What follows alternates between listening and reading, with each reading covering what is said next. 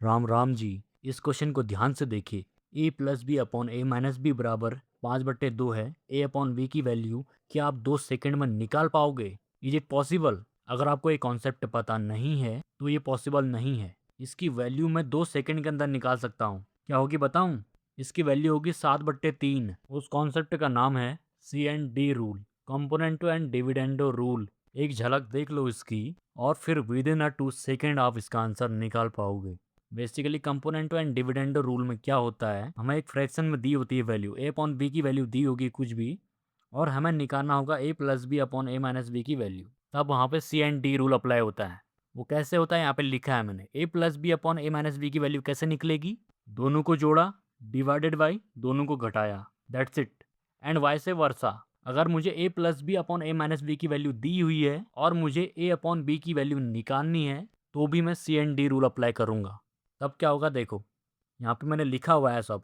ए plus B upon ए minus B बराबर दिया होगा तो हमको निकालना क्या है, ए अपॉन बी निकालना है। तब क्या होगा, फिर भी वही होगा, सेम प्रोसेस, दोनों को जोड़ो डिवाइडेड बाय दोनों को घटा दो, दैट्स इट। दो बहुत अच्छे एग्जाम्पल लिए हैं मैंने, ध्यान से देखना। ए प्लस बी अपॉन ए माइनस बी की वैल्यू 5/2 है तो ए अपॉन बी की वैल्यू क्या होगी? सीधे हो जाएगी इसकी वैल्यू 5/2, 7/5 में 2 घटा दिया 3, 7/3।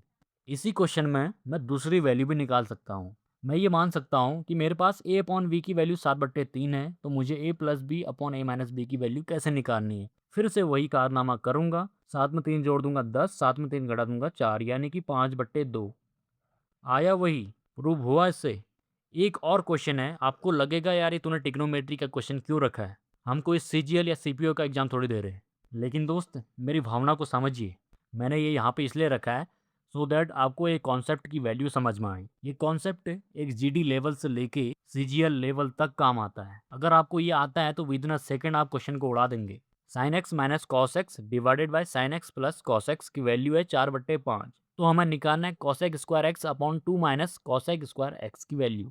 कैसे करेंगे देखो, यहाँ पे हमें ए माइनस बी अपॉन ए प्लस बी टाइप दे रखा है, लेकिन हमने टाइप क्या पढ़ रखा है, ए प्लस बी अपॉन ए माइनस बी। तो वैसे ही कर देंगे, हम पलट देंगे इसको, क्या दिक्कत है।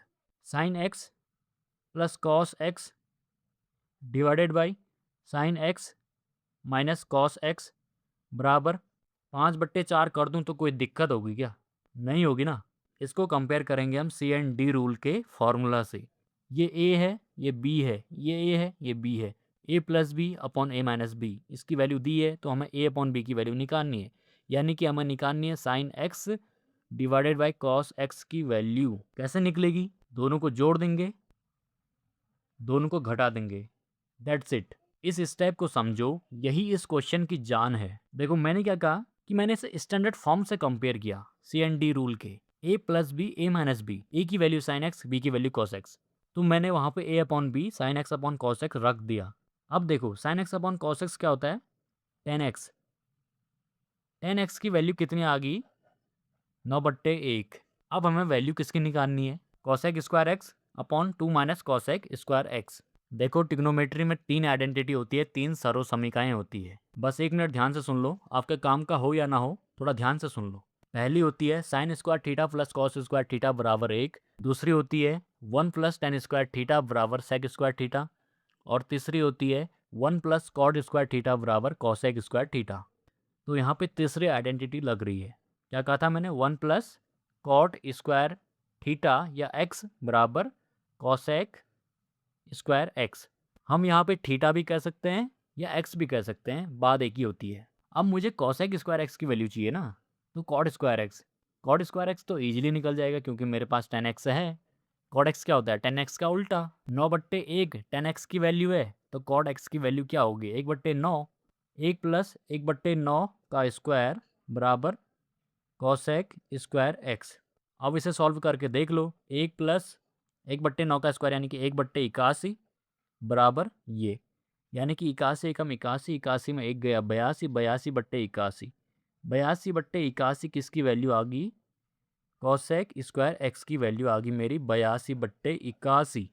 मेरा काम यहाँ पे बन गया। अब जिसकी वैल्यू निकालनी उस पर रखो, कॉसेक स्क्वायर एक्स कह रहे हैं, 82/81 रख दिया डिवाइडेड बाई 2 माइनस 82/81।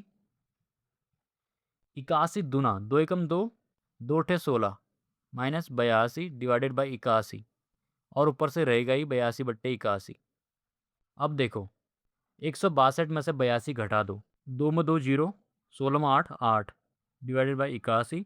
ऊपर कितना रहा 82/81। इसे सॉल्व करने के दो तरीके हैं, या तो 81 से 81 उड़ गया और बाकी जो बचा वही आंसर, और दूसरा क्या है देखो 82/81 लिखा गुणा, और जो नीचे का है वो ऊपर आ जाता है और जो ऊपर का है वो नीचे चले जाता है, काटा पीटी स्टार्ट, जो बचा वही आंसर 82/80 यानी कि 41/40। यही मेरा आंसर है।